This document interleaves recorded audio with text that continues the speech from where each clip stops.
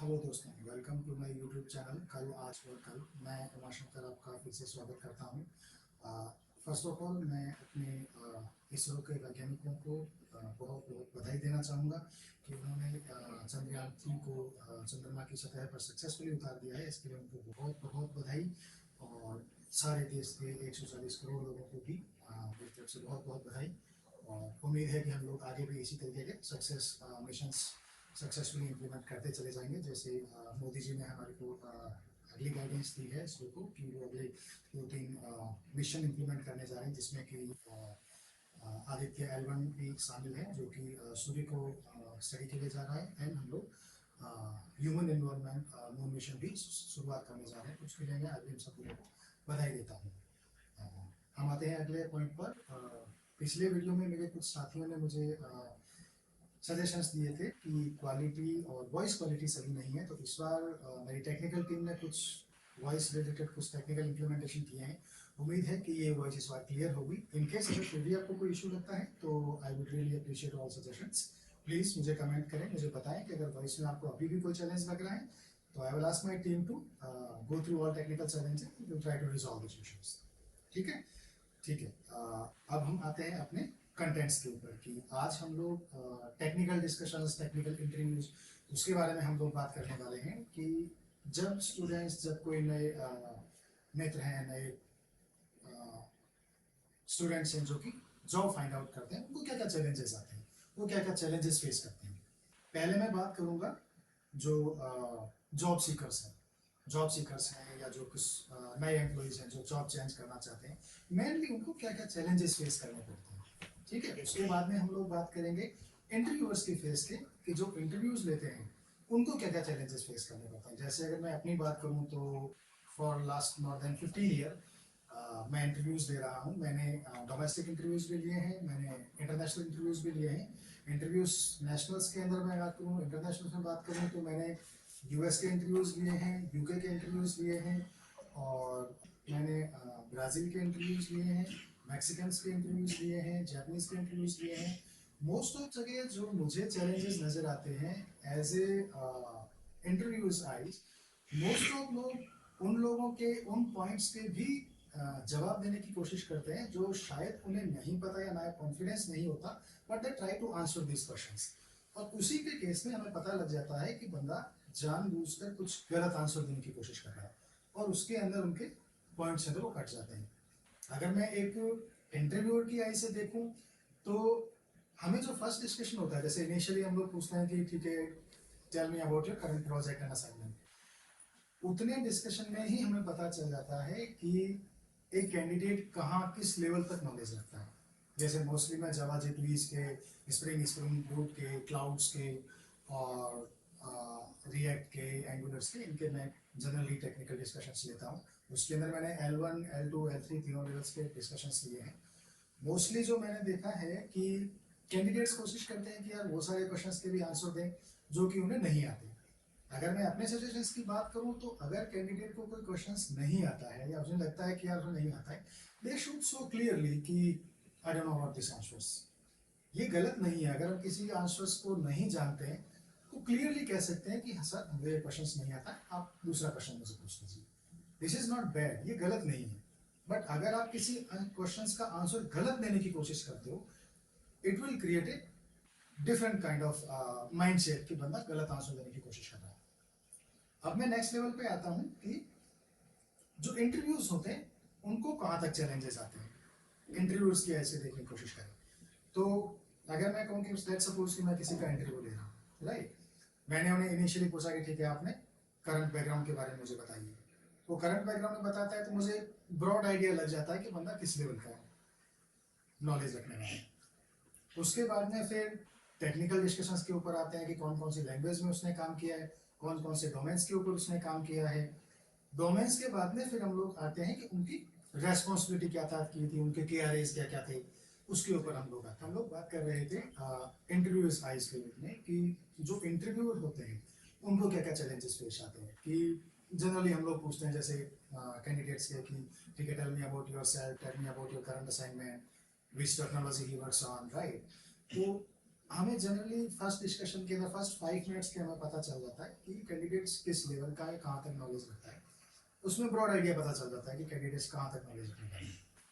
फिर उसके बाद में कुछ कोर कंसेप्ट के ऊपर आते हैं कि किसी भी लैंग्वेज में हो, आप .NET में हो, माइक्रोसॉफ्ट टेक्नोलॉजी में हो, क्लाउड में हो, कोर कंसेप्ट पूछे जाते हैं कि कोर कंसेप्ट, कोर जो बेसिक नॉलेज होता है, आप बेसिक नॉलेज रखते हो क्या।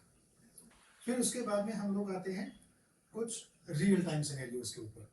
जनरल बुक्स जो नॉलेज होता है बुक्स में जो थ्योरेटिकली होते हैं, थ्योरेटिकली जो कंसेप्ट होता है मतलब कैंडिडेट रख भी लेता है। तो बुक्स वाले क्वेश्चंस, रिपीटेड क्वेश्चन पूछना it's not a good idea है। आप रियल टाइम सिनेरियोज उनसे पूछिए। रियल टाइम अगर बंदे ने किसी प्रोजेक्ट्स में काम किया है तो ही well known about the real scenarios कि रियल वर्ल्ड के अंदर आपको क्या क्या चैलेंजेस फेस होते हैं। आप रियल टाइम सिनेरियोज उससे क्वेश्चन पूछो। अगर रियल टाइम सिनेरियोज में बंदा क्वेश्चंस आंसर करने के लिए रेडी होता है या आंसर कर देता है सक्सेसफुली, देन वी अज्यूम कि ओके ठीक है, कैंडिडेट्स को नॉलेज है, he can able to handle the situations in the real time. उसके बाद में हम लोग आते हैं डिफरेंट लैंग्वेजेस कि अगर मैं किसी डोमेन स्पेसिफिक बात करूं, जैसे मान लो मुझे जावा J2E के किसी बंदे का इंटरव्यू लेता है, वहाँ पे अलग अलग कैटेगरीज होती है कि अगर मान लो मुझे एक डेवलपर का इंटरव्यू लेना है, राइट, डेवलपर का है तो उसका जो एक्सपीरियंस लेवल होता है वो almost 2 year to almost 8 year तक एक डेवलपर का रेंज मानी जाती है कि अगर किसी कैंडिडेट को 2 ईयर्स टू 8 ईयर तक एक्सपीरियंस है तो एक डेवलपर रेंज में आता है। उसको डेवलपर के टेक्निकल क्वेश्चंस पूछे जाएंगे, हैंड्स ऑन क्वेश्चंस पूछे जाएंगे, उससे कोडिंग लिखवाई जाएगी, इस क्वेश्चंस की कोडिंग्स लिख कर दीजिए। फिर उसके बाद में आते हैं 8 टू 12 ईयर्स। वहाँ फिर बंदा आता है एक लेवल अप, जिसके अंदर हम उसे एनालिस्ट कह सकते हैं या फिर लीड पोजीशंस के लिए हम लोग उसे कंसिडर करते हैं। अगर 12 ईयर तक का कैंडिडेट है तो उसे लीड पोजीशंस के क्वेश्चन, उसके अंदर टेक्निकल भी इन्वॉल्व होता है प्लस एनालिसिस लेवल के क्वेश्चंस इन्वॉल्व होते हैं कि अगर किसी सिचुएशंस को एनालाइज करना हो, टीम को अगर एनालाइज करना हो, टीम को आपको हैंडल करना हो, किसी सिचुएशन में अगर आपको क्लाइंट को फेस करना हो तो वो सिचुएशंस क्या कैंडिडेट फेस कर पाएगा, अगर कर पा रहा है तो किस लेवल पर कर पा रहा है, वो डील करनी है। मोर और लेस मैंने यही चीज़ ऑब्जर्व की है कैंडिडेट्स के लिए जो चैलेंजेस फेस आते हैं कि कैंडिडेट्स उन क्वेश्चंस के भी आंसर्स देने की कोशिश करते हैं जिनमें वो कॉन्फिडेंस नहीं होते हैं, और उस केस में वो क्या करते हैं कि गलत आंसर्स देने की कोशिश करते हैं।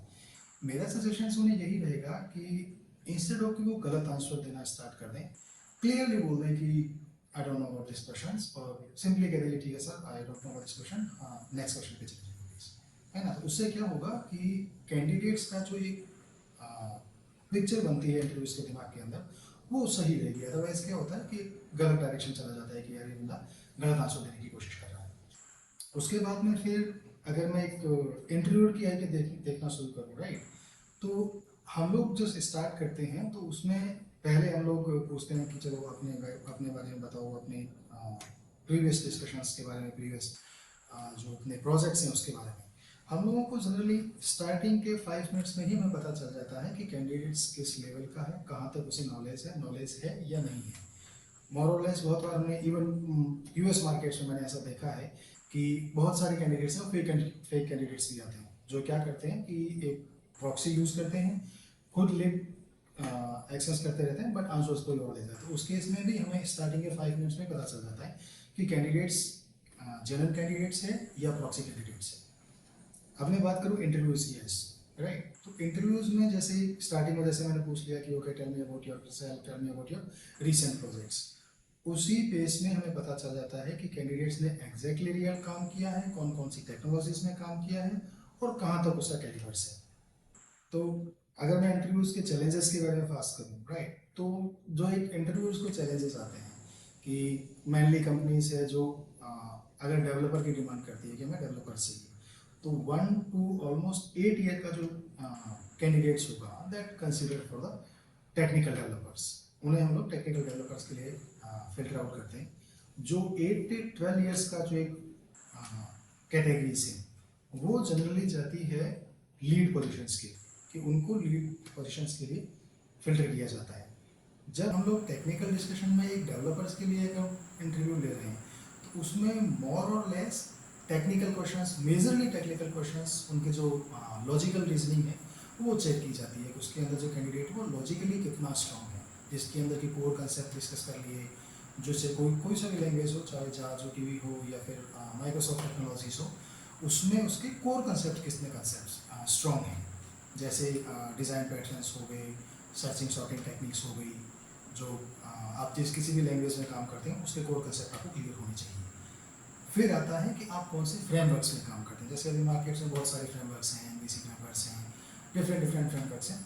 फ्रेमवर्क्स का कितना कुछ नॉलेज है वो मैटर करता है उसके सिलेक्शन क्राइटेरिया के अंदर। उसके बाद में फिर आता है उसके एटीट्यूड के बारे में, उसके बिहेवियर के बारे में, वो टीम मैनेजमेंट के अंदर कितना अच्छा है। अगर हम लीड की इंटरव्यूज़ ले रहे हैं तो लीड कैंडिडेट के लिए टेक्निकल इन्वॉल्वमेंट तो रहता ही है ऑब्वियसली, उसके साथ में उसका टीम एग्जीक्यूशन भी रहता है कि टीम एग्जीक्यूट किस तरीके से कर रहा है। अगर वो क्लाइंट इंटरेक्शन कर रहा है तो क्लाइंट को कैसे डील कर रहा है, वो आर्किटेक्चरली कितना स्ट्रॉन्ग है, क्या उसे आर्किटेक्चर का नॉलेज है, वो वहाँ पर फिल्टर आउट किया जाता है। फिर आता है थर्ड कैटेगरी जो कि 12 से लेकर 15 ईयर्स तक की होती है, जहाँ पे हम लोग एक आर्किटेक्ट पोजीशन आप कह सकते हो, एक मैनेजरियल पोजीशंस कह सकते हो, एक डिलीवरी पर जो मैनेजर पोजीशन होती है वो फिल्टर आउट की जाती है। उसमें मेजरली जो चीज़ देखी जाती है वो देखी जाती है आर्किटेक्चर, जो उसके डिज़ाइन पैटर्न्स के हैं, आर्किटेक्चरल्स का है। अगर डिलीवरी में जाता है उसकी डिलीवरी की जो कम्युनिकेशन है, जो डिलीवरी करने का तरीका है, या फिर जो उसके अप्रोच है वो कितनी स्ट्रॉन्ग है। क्योंकि उसमें मेजरली ये होता है कि आपको क्लाइंट से इंटरेक्शन करना होता है, क्लाइंट डीलिंग करनी होती है। अगर आप डिलीवरी में हैं तो आपको प्रोजेक्ट एग्जीक्यूशन का नॉलेज कितना कौन कौन से टूल्स पे आपने काम किया है। अगर आप आर्किटेक्चर में हैं, अगर आर्किटेक्ट ग्रुप में आते हैं तो उसमें फिर आपको ये होता है कि आप कितने अच्छी तरीके से किसी प्रॉब्लम का सोल्यूशन दे पाते हो, आपकी सोल्यूशनिंग कितनी अच्छी है, आपको सोल्यूशन डिज़ाइन पैटर्न्स का कितना नॉलेज है। जैसे मैंने मोरओवरलेस मैंने क्लाउड्स के भी काफ़ी बार इंटरव्यूज़ लिए हैं। क्लाउड्स में भी मेजरली यही होता है कि आपको एग्जीक्यूशंस का, आपको डिज़ाइंस के कितना कुछ नॉलेज है, तो वो आपको मेजरली कंसेप्ट करता है कि आपको उस कंसेप्ट में आपको कितना स्ट्रॉन्ग नॉलेज है। उसके बाद में हम लोग बात करते हैं कि जैसे डिफरेंट लैंग्वेज में कैंडिडेट्स आते हैं, वो इंटरव्यूज़ के लिए आते हैं। जैसे मेजरली मैं लेता हूँ वो जावा J2E के अंदर लेता हूँ, स्प्रिंग बूट, जावा J2E, माइक्रोसर्विस आर्किटेक्चर, और क्लाउड्स के अंदर AWS क्लाउड्स का लेता हूँ, एजोर का भी इंटरव्यूज़ लेता हूँ मैं, बट मेजरली जो मेरा फोकस रहता है वो AWS में रहता है, क्योंकि AWS का मुझे नॉलेज है। उसके बाद में है जैसे फ्रंट एंड टेक्नोलॉजीज है, रिएक्ट है, एंगुलर है, उसके नॉलेज दे लेते हैं। नॉट के जो बैक एंड टेक्नोलॉजी है उसके इंटरव्यूज़ लेता हूँ मैं, बट मेजरली जो मेरा फोकस रहता है वो जावा J2E प्लस क्लाउड की तरफ रहता है, और आर्किटेक्चर मेजर जो मेरा कंसेप्ट रहता है वो आर्किटेक्चर की तरफ रहता है। कई बार कैंडिडेट्स में मैंने ये भी देखा है कि कैंडिडेट जिस समय स्टार्ट करते हैं उस समय तो उनका कॉन्फिडेंस सही रहता है, इन बिटवीन आपने कभी भी मान लो कुछ एक ऐसे क्वेश्चन आ जाते हैं जो कैंडिडेट्स प्रोबेबली नहीं जानते उस क्वेश्चन को, तो उनका कॉन्फिडेंस लूज चला जाता है, वो फिर फर्दर आगे जो क्वेश्चन है वो सही आते हुए भी नहीं दे पाते। तो ये हमारे इंटरव्यूज़ की रेस्पॉन्सिबिलिटी रहती है कि हम कैंडिडेट को इतना कंफर्ट लेवल तक लेकर चले जाएं तो वो अपना नॉलेज हमारे साथ शेयर कर सकें। बहुत सारे मैंने इंटरव्यूज़ ऐसे देखे हैं जो इंटरव्यूज़ लेते हैं वो बंदे को इतना डिमोरलाइज कर देते हैं कि खुद कैंडिडेट ट्राई करता है कि अब मैं इसे एग्जिट कर सकूँ। इंटरव्यूज़ के लिए मेरे को यही सजेशंस है, जो कैंडिडेट्स इंटरव्यू लेते हैं उनके लिए मेरे ये सजेशंस हैं कि आप इस वे से इंटरव्यूज़ लें कि कैंडिडेट्स को कंफर्ट कर दे, ताकि वो अपना नॉलेज आपसे शेयर कर सकें।